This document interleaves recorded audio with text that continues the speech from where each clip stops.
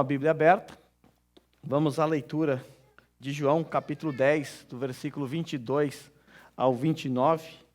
Hoje nós vamos olhar para esse texto e vamos perceber as características e os benefícios de ser uma ovelha do bom pastor. Diz assim a palavra do nosso Deus. Celebrava-se em Jerusalém a festa da dedicação. Era inverno. Jesus passeava no templo, no pórtico de Salomão. Rodearam-nos, pois, os judeus e o interpelaram. Até quando nos deixarás a mente em suspenso? Se tu és o Cristo, dize-o francamente. Respondeu-lhes Jesus. Já vos disse e não credes. As obras que eu faço em nome do meu Pai testificam ao meu respeito. Mas vós não credes, porque não sois das minhas ovelhas. As minhas ovelhas ouvem a minha voz. Eu as conheço, elas me seguem. Eu lhes dou a vida eterna, jamais perecerão, e ninguém as arrebatará da minha mão. Aquilo que meu Pai me deu é maior do que tudo, e da mão do Pai ninguém pode arrebatar. Pode tomar teu assento? Meus irmãos, como nós temos percebido nas últimas exposições dentro desse Evangelho de João, nós temos visto que os judeus eles estão com ódio mortal, buscando meios, maneiras para prender, para matar Jesus. Nós vimos que essa perseguição, ou esse ódio brotou nos corações deles lá no capítulo 5, quando o Senhor Jesus curou aquele paralítico lá no tanque de Betesda, ordenou que ele se levantasse e carregasse a sua maca. Isso aconteceu no dia do sábado, e nós vimos que houve problemas ali por conta disso. Quando nós chegamos no capítulo 6, nós percebemos que o Senhor Jesus Cristo foi abandonado pelaquela multidão que ele havia alimentado numa noite anterior. No dia seguinte, lá na sinagoga, aquela multidão começa a virar as costas para Jesus porque não suportaram o peso das suas palavras. Foram embora e deixaram somente Jesus. O capítulo 7, Jesus está de volta a Jerusalém depois de um ano na Galileia, e ele vai para a festa das cabanas, ou também conhecida como festa dos tabernáculos. Nós vimos que nesse capítulo o Senhor Jesus fez duas profundas afirmações. Certa feita ele disse assim: eu sou a luz do mundo, quem me segue não andará em trevas. Em outra ocasião, dentro desse mesmo capítulo, nessa mesma festa, o Senhor Jesus disse: quem tem sede, venha a mim e beba. Esse discurso de Jesus causou indignação por parte dos judeus, porque Jesus claramente estava afirmando ali a sua divindade. Quando nós entramos no capítulo 8, o conflito se escalou ainda mais, sobretudo após o Senhor Jesus afirmar que os seus interlocutores são, na verdade, filhos do diabo. Eles diziam que eram filhos de Abraão, mas Jesus diz, na verdade, não, vocês são igual ao pai de vocês, o diabo. A coisa piorou. Aí quando nós chegamos no finalzinho desse capítulo 8º, versículo 58, o Senhor Jesus diz assim: antes que Abraão existisse, eu sou. E o capítulo termina com os judeus pegando em pedras para tentar matar Jesus. O capítulo 9, o capítulo anterior ao texto que estamos estudando hoje, esse capítulo foi marcado pela cura daquele cego em que o Senhor Jesus fez lodo com a sua saliva, passou nos seus olhos e mandou ele se lavar no tanque de Siloé. Os judeus, quando ficaram sabendo disso, começaram a interrogar o cego, os pais do cego, depois interrogaram o cego pela segunda vez, e o cego disse assim: vocês querem se tornar discípulo deles, é por isso que vocês estão perguntando? Aquela elite religiosa ficou com raiva, expulsou o ceguinho, e ele então saiu da sinagoga, encontra com o Senhor Jesus no caminho. Aliás, o Senhor Jesus vai em direção a ele, se revela a ele, e o Senhor Jesus diz a ele assim que, na verdade, quem são cegos são os fariseus. Os fariseus ouvem isso e ficam com raiva de Jesus um pouco mais. A coisa está ficando feia. Conforme o Evangelho de João vai indo agora até o final, vocês vão perceber que a tensão vai ser cada vez mais alta. Apesar desse clima tenso que permeia o texto que nós estamos estudando, o capítulo 10 ele é marcado por uma das passagens mais lindas dentro do Evangelho de João. De todas as passagens do Evangelho de João, essa daqui é uma das que eu mais gosto, porque nós temos um pronunciamento profundo de Jesus. Nós percebemos a docilidade do nosso Senhor ante aos seus adversários, ante aos seus inimigos. Nesse capítulo, Jesus nos mostra duas verdades básicas. Primeiro, que os religiosos são os falsos pastores. aqueles que matam, aqueles que roubam, aqueles que são mercenários, conforme nós vimos no sermão anterior. Também nós aprendemos dentro desse capítulo que Jesus é o nosso bom pastor, que Ele é o pastor que dá a vida pelas suas ovelhas. Esse é o discurso que nós estudamos na semana passada, na semana retrasada. Isso causou uma dissensão entre o povo. Uns ficaram pensando ali que Jesus poderia ser alguém que está falando realmente a verdade. Outros, não, ele deve estar endemoniado ou não deve estar batendo muito bem das ideias. Assim acabou o sermão passado. E aí nós chegamos agora no nosso texto. Nós vamos ver aqui mais uma vez a incredulidade acentuada na vida dos religiosos nos dias de Jesus. Mas nós não vamos ver só isso. Nós vamos perceber mais uma empolgante afirmação de Jesus acerca de si mesmo e acerca de nós. O nosso texto começa com uma pergunta que foi levantada pelos religiosos. Lembre-se, os religiosos eles estão interessados em lançar armadilhas ou pedras no meio do caminho para que Jesus tropeçasse nelas. Tudo o que eles queriam era matar Jesus, essa era a intenção deles. E por conta do que aconteceu no contexto anterior, o texto que está diante de nós começa com uma pergunta que é feita no finalzinho do versículo 24. Mas antes da gente chegar lá, é preciso ressaltar que o nosso texto ele começa nos dando algumas informações. E eu vou esclarecer para vocês essas informações aqui. João nos informa que esse episódio aconteceu em mais uma festa realizada em Israel. A festa da dedicação. É o que está aí nos primeiros versículos que está exposto para vocês aí. Vale lembrar, meus irmãos, que o Antigo Testamento ele é marcado por festas. Quando você lê o livro de Levíticos, você vê várias festas sendo ordenadas por Deus. Porém, eu tenho que dizer para vocês que essa festa que está diante de nós, ela não se encontra na palavra de Deus. Ela não se encontra no Antigo Testamento, é uma festa nova, é uma festa recente, que foi estabelecida no ano 164 antes de Cristo. Antes de Cristo. Vale lembrar que do Antigo para o Novo Testamento, nós temos um período de 400 anos, que é conhecido como silêncio profético, porque Deus simplesmente não levantou profetas nesse tempo. Ele estava preparando o cenário, o ambiente para a chegada do seu filho. E nessa época, o Império Grego, sobretudo com o avanço de Alexandre o Grande, havia chegado naquela região. Israel dominado sobre eles e judiou do povo. Certa feita, Antíoco Epifânio chegou a sacrificar porcas no altar. Agora, imagine o que esse homem fez. Porco é um animal imundo para o judeu. E agora esse grego estava sacrificando um animal imundo no altar. Houve uma revolta com Judas Macabeus. E essa revolta expulsou os gregos dali. E agora, com Judas Macabeus, eles voltam para o templo. Eles restauram o templo e dedicam o templo mais uma vez ao Senhor. E eles celebraram uma festa de dedicação ao templo, e essa festa durou 8 dias. Essa festa também é conhecida como a festa das luzes. Por quê? Porque naquela ocasião, eles precisaram acender as lamparinas do candelabro. E só havia azeite para um único dia. E de maneira especial, e dizem até de forma milagrosa, o azeite durou 8 dias. Então assim surgiu essa festa, a festa da dedicação. O templo, mais uma vez, havia sido restaurado e dedicado. Aquela profanação foi eliminada do meio de Israel. Então essa festa foi instituída após a revolta dos Macabeus, sobretudo com Judas Macabeus. Tá? Você encontra essa informação no livro apócrifo chamado Macabeus. Você pode ler, que é interessante essa história. O texto também nos informa que o nosso Senhor Jesus estava andando, passeando no templo, ali no pórtico de Salomão. Por que essa informação está aqui? Provavelmente porque estava chovendo ou muito frio e a única região coberta era o pórtico de Salomão, então as pessoas ficavam ali no frio, mas é apenas uma informação que João está dando aqui para nos colocar dentro do tempo e nos mostrar as circunstâncias em que o enredo, a história aconteceu. Nestas circunstâncias, então, Jesus passando ali por esse pórtico de Salomão, talvez se protegendo da chuva ou do frio, Os judeus foram em direção a Jesus mais uma vez e o inquiriram. Fizeram perguntas a Jesus. E a pergunta está em vermelho para vocês aí. Até quando nos deixará a mente em suspenso?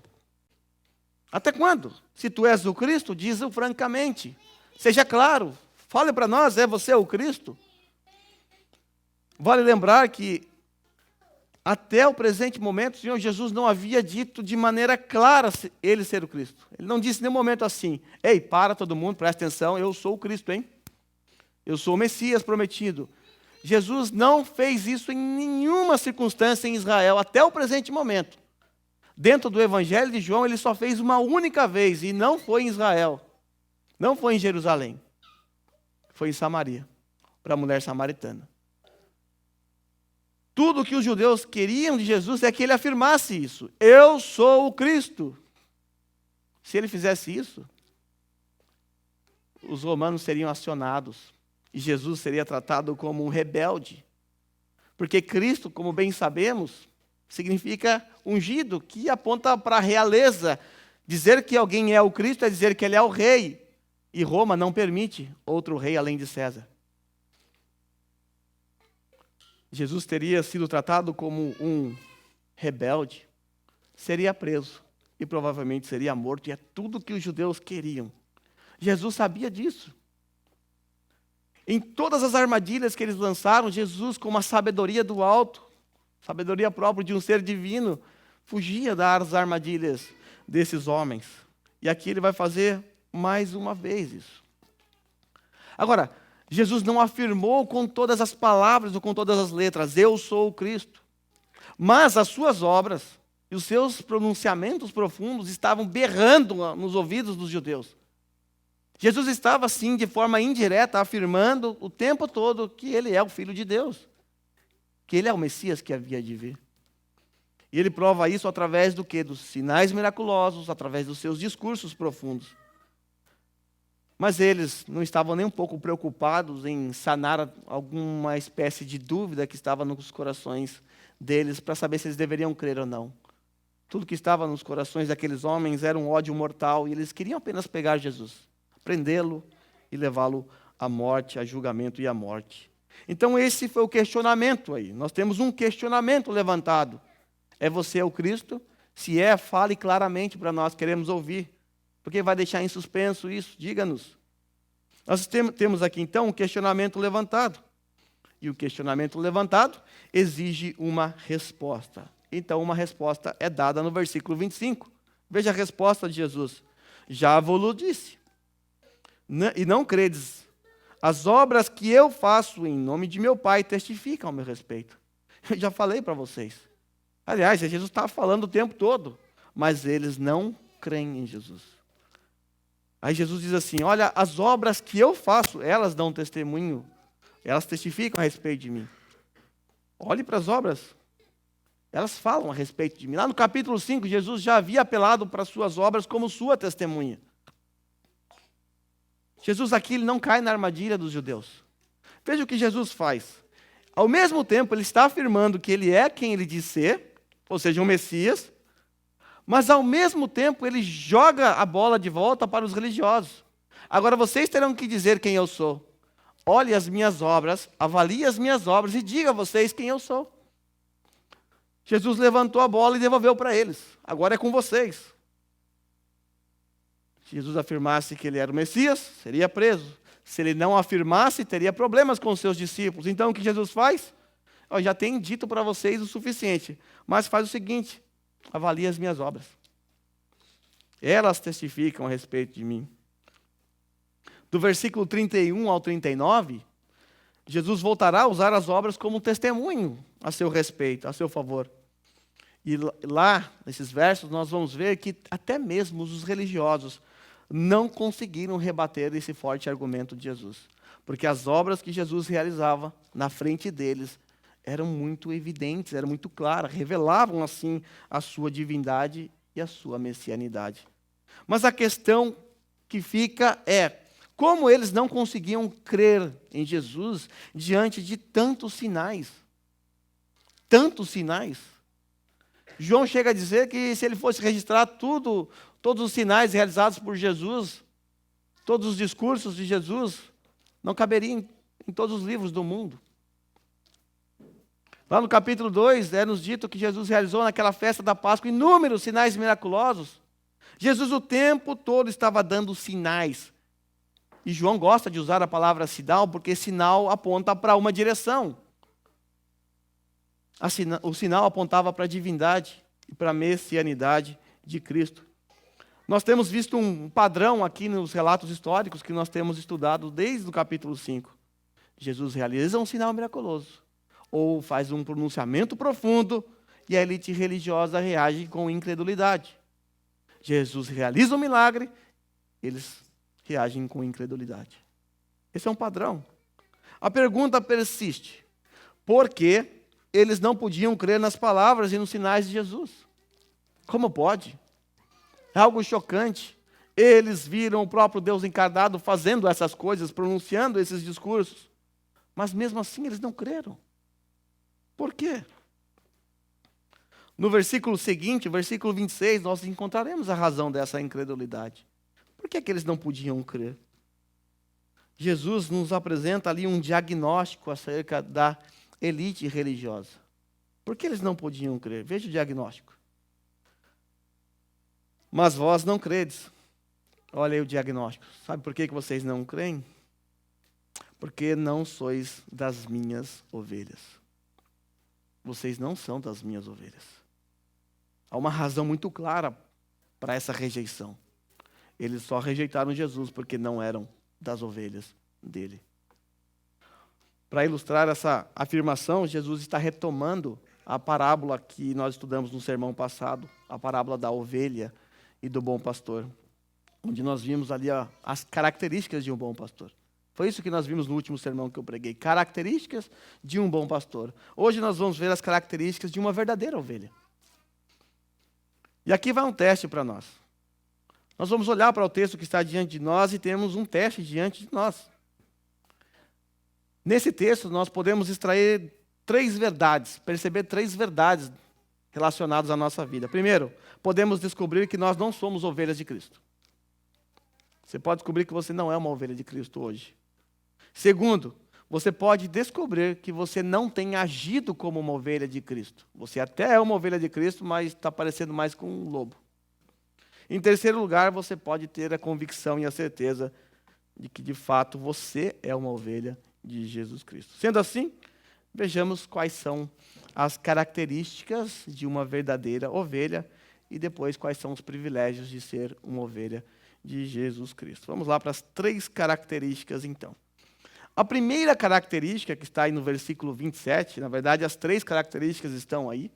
A primeira característica de uma ovelha de Cristo é que ela reconhece a voz do seu pastor. As minhas ovelhas ouvem a minha voz. Assim começa o versículo 27. Vocês devem se lembrar que depois do último sermão que eu preguei, a irmã Suelen postou no grupo aquele maravilhoso vídeo, né, em que um pastor está, em que várias ovelhas estão ali num campo, num pasto, e 3 pessoas tentam chamar as ovelhas, chamar a atenção das ovelhas. E começa a chamar lá as ovelhas e elas não dão a mínima para essas pessoas. As ovelhas continuam com a cabeça baixa, pastando, tranquilo, não está nem aí. Depois de 3 tentativas, então, o pastor daquelas ovelhas começa a chamá-las. Nós percebemos que imediatamente as ovelhas respondem. As ovelhas respondem. De repente elas começam a correr em direção ao pastor. Porque elas conhecem a voz do seu pastor. Aquele vídeo ilustra muito bem esse texto, porque essa era a realidade. Essa era a imagem que estava na mente de Jesus ao pronunciar aquele discurso do sermão passado. As minhas ovelhas, elas ouvem a minha voz. É isso que uma ovelha faz. Uma ovelha ouve a voz do seu pastor.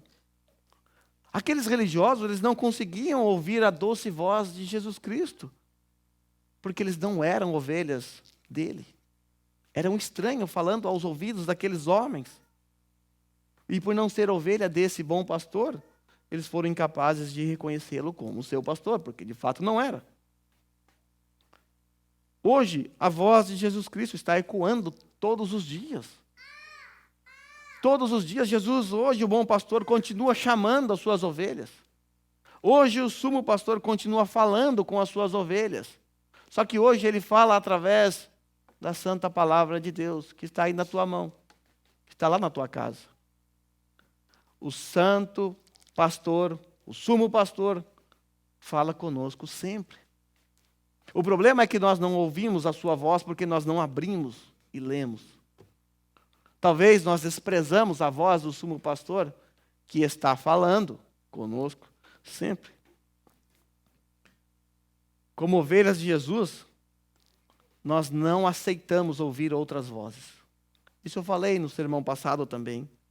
Nós só atendemos a uma única voz. Aquelas ovelhas no vídeo, elas não deram a mínima para as outras vozes, porque elas só podiam reconhecer uma única voz. E assim somos nós não podemos reconhecer outras vozes. Uma ovelha não reconhece uma voz de estranhos. Qualquer um que tentar falar como ovelha de Cristo, ele não deve dar atenção. Nós não devemos ouvir a voz do mundanismo. Nós não devemos dar ouvidos à voz do feminismo. A voz das ideologias nefastas que estão rodeando o mundo afora. As ovelhas de Cristo não dão ouvidos às vozes de falsos profetas, ladrões, mercenários, gulosos, propagadores de doutrinas de demônios. A verdadeira ovelha não se deixa enganar por pregadores coach, que vendem um falso evangelho. Uma ovelha de Jesus não segue a voz de teólogos da prosperidade, da psicologia barata. Como ovelha de Cristo, nós não ouvimos a voz do legalismo, a voz do misticismo. Essas vozes são estranhas para nós, porque nós só devemos reconhecer a voz do bom pastor, que ecoa através da santa palavra. Outra verdade que eu quero destacar é que ovelhas que não ouvem a voz do seu pastor são ovelhas rebeldes. E estas correm perigo de cair numa ribanceira, num vale. O pastor chama as suas ovelhas, mas por vezes elas não ouvem e acabam caindo, se machucando, e até mesmo atacadas por feras do campo por conta da sua rebeldia. O mesmo acontece conosco, quando nós não damos ouvidos ao que o doce pastor, nosso Senhor Jesus, nos ordena através da tua santa palavra. Quando agimos como ovelhas rebeldes, nós caímos, nós nos machucamos, somos atacados por feras do campo, porque deixamos de dar ouvidos ao nosso sumo pastor. Essa é a primeira característica de uma ovelha de Cristo. Ela ouve a voz do seu pastor. A segunda característica é que as ovelhas do bom pastor são conhecidas por ele. Está ainda no versículo 27. As minhas ovelhas ouvem a minha voz, eu as conheço. Ser conhecido pelo pastor é a segunda característica. Quando eu era criança, lá em Taubaté, eu conheci uns garotos que vinham de um bairro acima, era um bairro rural, e eles cuidavam de vacas. Eles desciam montados nos seus cavalos, eram 2 meninos, desciam cuidando das vacas, e do lado da minha casa tinha um terreno muito grande. Tinha um brejo, um matagal, e as vacas iam pastar ali. O que me chamava a atenção é que aqueles garotos, eles chamavam as vacas pelos nomes delas. E cada vaca tinha um nome. Para mim era só vaca mesmo, tudo vaca. Mas eles sabiam das fraquezas, das dificuldades das vacas, do nome de cada vaca. Tinha a mimosa, tinha a turdia, tinha vários nomes lá. Com o tempo eu fui aprendendo os nomes e reconhecendo algumas vacas também. Essa é a mesma realidade acerca dos pastores. Os pastores, eles conhecem as suas ovelhas. Eles sabem das fraquezas, das deficiências. Sabe aquelas que ficam doentes com facilidade. Aquelas que são abusadas, que tendem a não respeitar muito a voz do sumo pastor, então ele tem que ficar o tempo inteiro com o seu cajado próximo delas. Eles conhecem. Os pastores conhecem suas ovelhas. E essa é uma verdade para nós. O nosso sumo pastor, ele nos conhece muito bem. O sumo pastor sabe das nossas fraquezas. sabe das nossas limitações. O nosso sumo pastor sabe acerca dos nossos medos, dos nossos anseios. O sumo pastor sabe exatamente o que você está passando nesse momento. Se você estiver no meio de uma tribulação, ele sabe. Ele é o seu pastor. Ele sabe de tudo. E isso é um consolo para nós. Que bom que nós temos um sumo pastor e que bom que o sumo pastor nos conhece. Que bom que ele não está alheio aos nossos sofrimentos. Que bom que existe um sumo pastor que está preocupado com as nossas vidas. Isso significa que o Senhor conhece você de uma maneira especial, de maneira íntima e profunda. Aqueles meninos só conheciam aquelas vacas pela forma, pela mancha, pelo tamanho. O nosso sumo pastor, ele nos conhece por dentro, ele conhece a nossa alma. A nossa alma. Ele sabe exatamente aquilo que nós passamos e estamos passando. Mas não só isso, não é só o conhecimento acerca do nosso sofrimento. Lembre-se, ele é o bom pastor. E como tal, ele vai cuidar de nós, mesmo nos momentos difíceis da nossa vida, ele estará lá. Como bom pastor, ele jamais nos prometeu que cairíamos numa ribanceira, que despencaríamos por desobedecê-lo. Ele nunca prometeu isso. Mas tenha certeza, o bom pastor nos promete que não nos deixará caído lá embaixo. Ele vai descer e vai nos resgatar. Ele não promete que nós, suas ovelhas, não feriremos o nosso próprio corpo. Mas ele promete que vai tratar de todas as nossas feridas. Ele não promete que no meio do caminho não haverão feras do campo que nos deixarão amedrontados, apavorados. Mas como bom pastor, ele promete que estará lá, do nosso lado, para nos proteger. E ele vai nos dar coragem para passar pelo vale da sombra da morte, rodeado de feras do campo. O bom pastor nos conhece muito bem. E ele sabe exatamente aquilo que nós precisamos. Sabe exatamente aquilo que nós estamos sentindo e passando. Que notícia confortante. Que notícia boa. Temos um sumo pastor que nos conhece muito bem.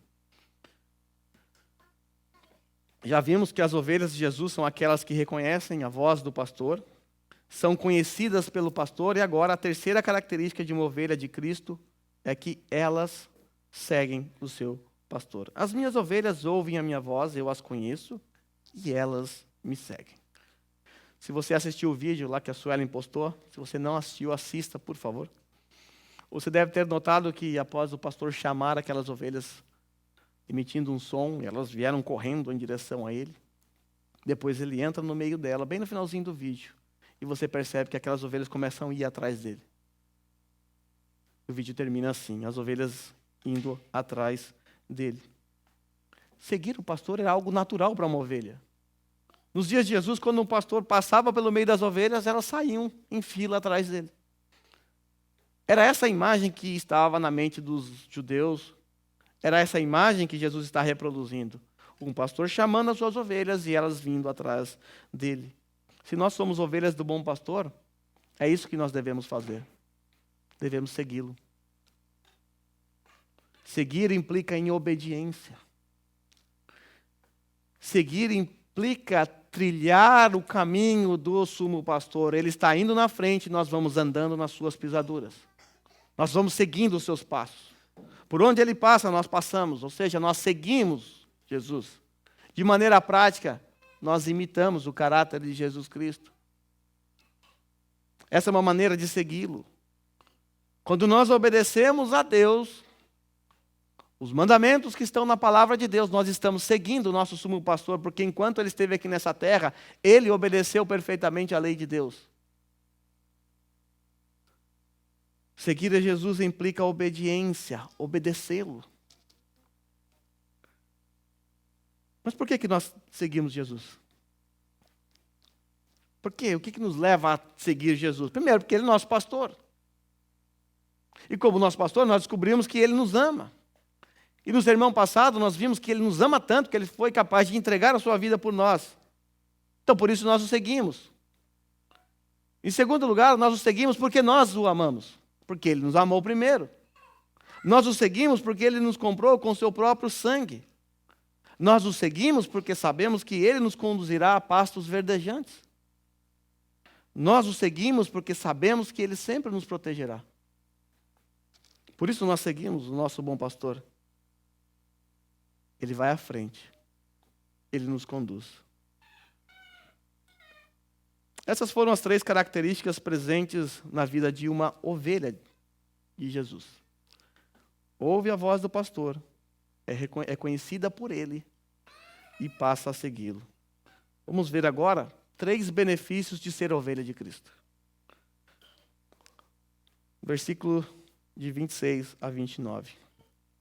3 benefícios. O primeiro benefício que recebemos por ser uma ovelha de Cristo é que ele nos dá a vida eterna. Nós recebemos a vida eterna. Você deve se lembrar muito bem do versículo 10 que nós estudamos no sermão passado. O ladrão vem, senão para roubar, matar e destruir.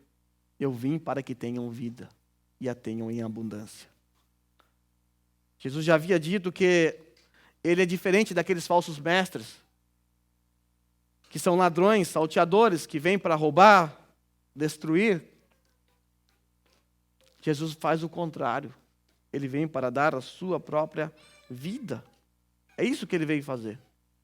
E aí quando nós chegamos no versículo 11, o versículo seguinte, Jesus diz assim: eu sou o bom pastor. E o bom pastor dá a sua vida pelas ovelhas.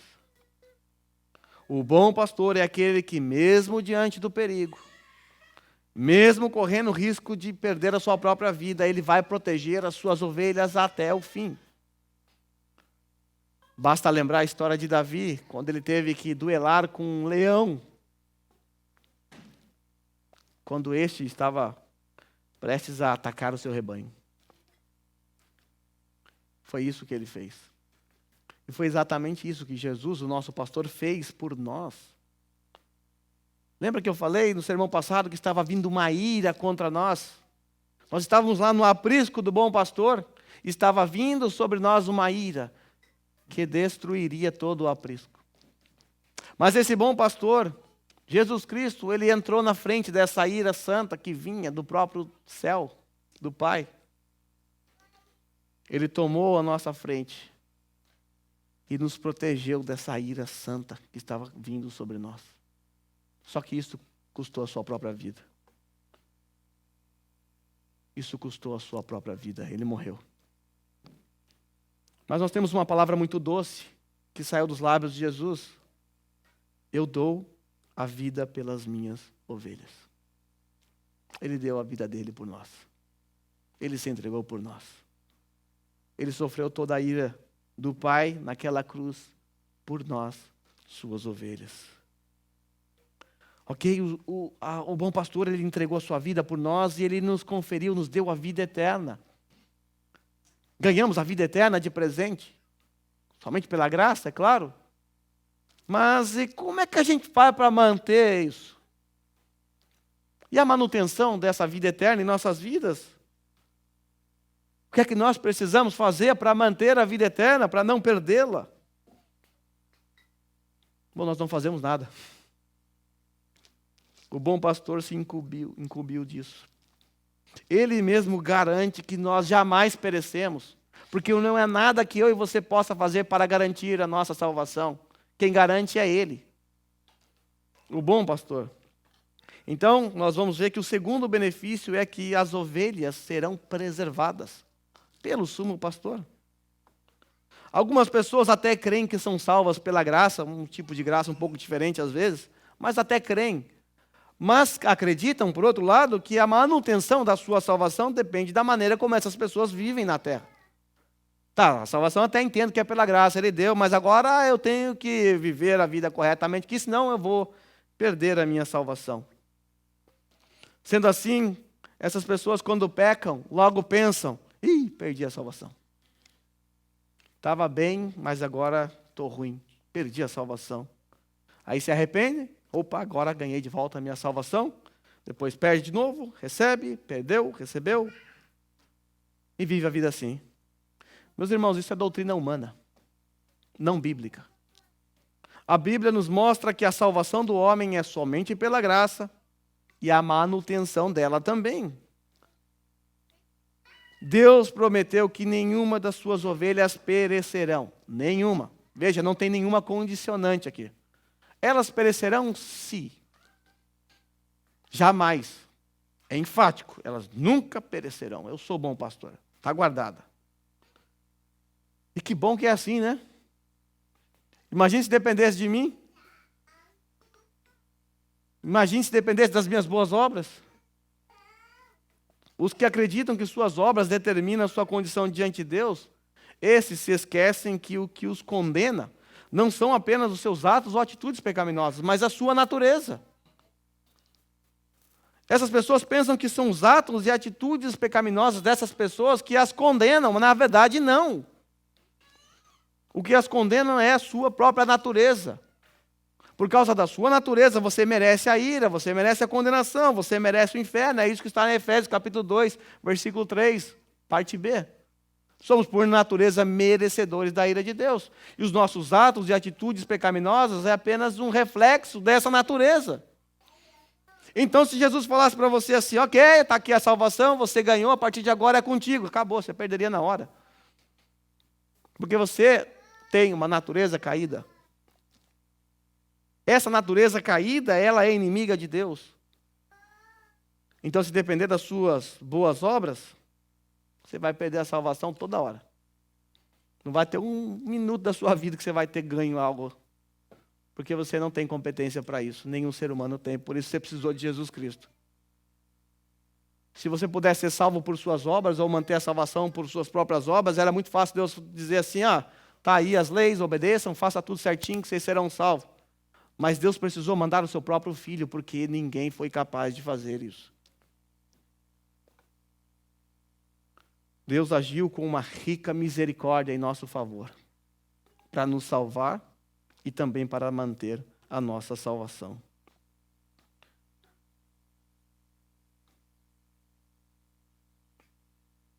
Acreditar na perda da salvação é algo desesperador. É desesperador. Talvez você já acreditou nisso um dia. Eu acreditei nisso um dia. E eu consigo lembrar de momentos em que eu ficava desesperado, porque se Jesus voltasse, pensava eu estaria lascado. Eu cheguei a desejar morrer num leito, numa cama, para ter tempo de fazer uma última oração antes da último suspiro, porque senão vai que eu morresse, né, sem pedir perdão e eu estaria condenado. Eu acreditava que a minha eternidade ia depender do último minuto da minha vida. Ai, que tolo.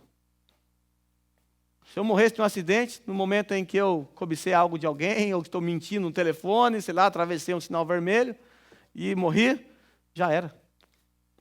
Que desesperador. Que angustiante é viver assim. É um peso, porque se você é sincero consigo mesmo, você vai carregar um peso, um fardo insuportável e desesperador. Quando, na verdade, o bom pastor está dizendo, ei, você nunca vai perecer, porque você é minha ovelha. Você está garantido, vai ser preservado até o fim. O fato é que nós, quando caímos, quando pecamos, quando falhamos, nós nunca deixamos de ser filhos de Deus. Não há um momento em que nós deixamos de ser filhos de Deus. Quando o seu filho te desobedece, você sim se entristece com ele. Você o corrige. Mas você nunca deixa de amá-lo como seu filho. Por que com Deus seria diferente? Porque se eu perco a salvação, significa que naquele momento em que eu perdi a salvação até eu ganhar de novo, eu não sou mais filho de Deus. E não é assim. O texto que está diante de nós claramente nos assegura que jamais perderemos a nossa salvação. Ele nos deu gratuitamente. E gratuitamente Ele mantém. Embora as ovelhas de Jesus sejam fracas, caem, tropeçam, elas serão salvas. Nosso Senhor não lançará nenhuma delas para fora do seu aprisco. Nenhuma delas. Todas as suas ovelhas serão salvas, porque Ele deu a sua vida por elas. Se pecarem, o sumo pastor com seu cajado as corrigirá e as conduzirá novamente ao caminho correto. Deus disciplina aqueles a quem Ele ama. O sumo pastor vai nos disciplinar, vai nos dar uma cajadada bem dada, porque Ele nos ama e vai nos colocar no caminho novamente, mas nós não deixaremos de ser ovelhas dEle. Jamais. Essa verdade nós já aprendemos lá no capítulo 6. Lá no versículo 37 a 40, diz assim, veja as palavras de Jesus, vamos relembrá-la. Todo aquele que o Pai me dá, esse virá a mim. O texto é autoexplicativo. E o que vem a mim, de modo nenhum lançarei fora, porque eu desci do céu não para fazer a minha própria vontade, e sim a vontade daquele que me enviou. A vontade de quem me enviou é esta, que nenhum eu perca de todos os que o Pai me deu. Nenhum. Pelo contrário, olha a garantia, eu vou ressuscitar ele no último dia. Eu não vou perder nenhum, e a garantia é que eu vou ressuscitar no último dia. De fato, a vontade de meu Pai é que todo homem que vir o Filho e nele crer, tenha a vida eterna, e eu ressuscitarei no último dia. De acordo com esse texto, palavras do próprio Jesus, as ovelhas dele não perecerão, porque elas foram dadas de presente a Jesus pelo Pai. Ele nos deu para Jesus, o Pai nos deu para Jesus. E aqueles que o Pai dá ao Filho, estes serão irresistivelmente atraídos por sua graça irresistível. Mas não só isso. Jesus promete que aqueles que foram dados pelo Pai, que irão até o Filho, jamais serão lançados fora. Olha quanta garantia nós temos aqui. No versículo 39, Jesus afirma que esses que foram dados pelo Pai, que foram atraídos pelo Filho, que nunca serão lançados para fora, esses Jesus jamais os perderá. Garantia. E conclui esse discurso afirmando que lá no último dia, Jesus vai ressuscitar esses, que Ele não vai perder, que foi dado pelo Pai. Quanta segurança nós recebemos nessa porção da palavra de Deus, hein? Diante de verdades tão claras e profundas, como pode alguém crer na perda da salvação? Como pode alguém carregar um fardo tão pesado e impossível de carregar, mesmo diante de verdades tão consoladoras? Como pode alguém acreditar que a manutenção da sua salvação depende das suas boas obras? As suas obras te arrastam para o inferno, servem para te condenar, só isso. Ela não serve para te salvar jamais. Nós não podemos nos esquecer que aquele que começou a boa obra em nós, Ele vai terminar. Ele vai terminar. Nós estamos ainda no meio da obra. Ele está trabalhando em nós, Ele vai terminar. E a garantia é Ele. Tanto a salvação quanto a manutenção é decreto divino. Sendo assim, não pode ser mudado. Jamais. Do contrário, Jesus estaria mentindo nessa passagem. Estaria nos enganando. Porque não há aqui nesse texto nenhuma condicionalidade. Nenhum elemento de condicionalidade. O tempo todo o texto é incondicional. Eu não vou perder, eu vou guardar vocês, vocês serão ressuscitados. Não tem um si no meio dessa história toda. Ele promete livremente que nenhuma de suas ovelhas se perderão. Elas estarão protegidas por Ele até o fim. E se Ele prometeu, óbvio, Ele vai cumprir. Nós já vimos que ser ovelha de Cristo nos traz como benefícios, em primeiro lugar, a vida eterna. Acabamos de ver que ser ovelha de Cristo nos garante a preservação dessa vida eterna. Agora veremos que, como ovelhas de Jesus, nós gozamos de plena segurança. Jesus assegura que ninguém arrebatará uma ovelha dele de sua mão. Está aí. Eu lhes dou a vida eterna, jamais perecerão, e ninguém as arrebatará da minha mão. Mais abaixo, aquilo que o Pai me deu é maior do que tudo, e da mão do Pai ninguém pode arrebatar. Jesus disse que ninguém pode arrebatar a sua ovelha das suas mãos. E a seguir diz que ninguém pode arrebatar a ovelha de Jesus das mãos do Pai. Nós estamos nas mãos tanto de Jesus quanto nas mãos do Pai. Eu te pergunto, o que, ou quem, ou que poderes pode arrancar alguém das mãos de Deus? Nenhum, ninguém, nada. Absolutamente nada. Nós estamos diante de uma verdade sublime para as nossas vidas. Estamos no lugar mais seguro do universo. No lugar mais seguro do universo, nós estamos nas mãos do Pai, como essa ovelha na imagem. Guardada, protegida pelo seu pastor. Na semana retrasada, nós cantamos um hino no final do sermão. Lembra? Que segurança sou de Jesus. Esse hino expressa essa verdade que está presente aqui. Nós temos segurança. Por quê?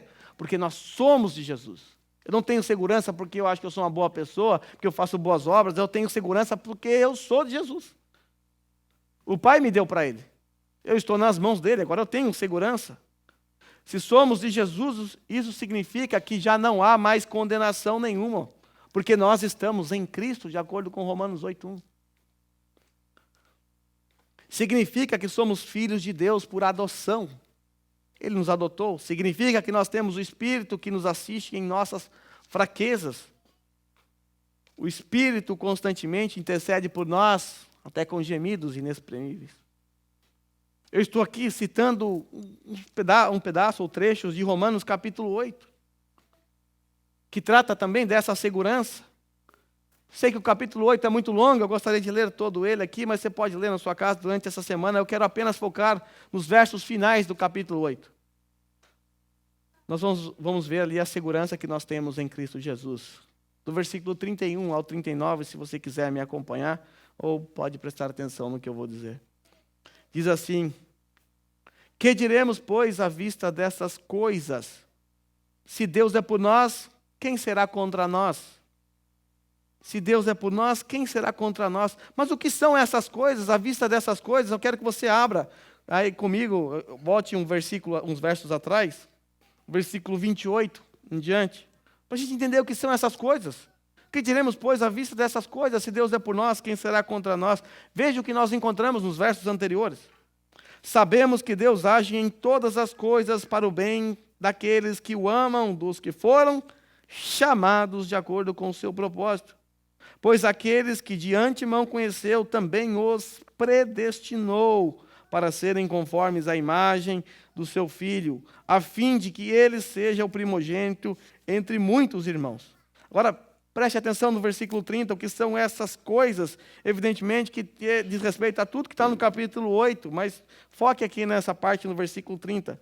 Aos que predestinou, também chamou, aos que chamou, também justificou, aos que justificou, também glorificou. Veja um ciclo que nós temos aqui: predestinação, chamada eficaz, justificação e glorificação. Agora, diante dessas coisas, diante dessas verdades, ele então pergunta: o que pode acontecer? Se Deus é por nós dessa forma, quem pode ser contra nós? E Paulo prossegue: aquele que não poupou o seu próprio filho, antes por todos nós o entregou, porventura não nos dará graciosamente com ele todas as coisas? Agora veja a segurança. Quem intentará acusação contra os eleitos de Deus? Quem? Resposta: é Deus quem os justifica, ou seja, ninguém. Pergunta: quem os condenará? Resposta: é Cristo quem morreu, ou antes quem ressuscitou, o qual está à direita de Deus, e também intercede por nós, ou seja, quem vai nos condenar? Ninguém. Já falou no versículo 1 que não há mais condenação para os que estão em Cristo Jesus. Pergunta: quem nos separará do amor de Cristo? Será a tribulação? Será a angústia? Será a perseguição? Será a fome? Será a nudez? Será perigo ou será a espada? E aí ele diz assim, como está escrito: por amor de ti somos entregues à morte o dia todo. Fomos considerados como ovelhas para o matadouro.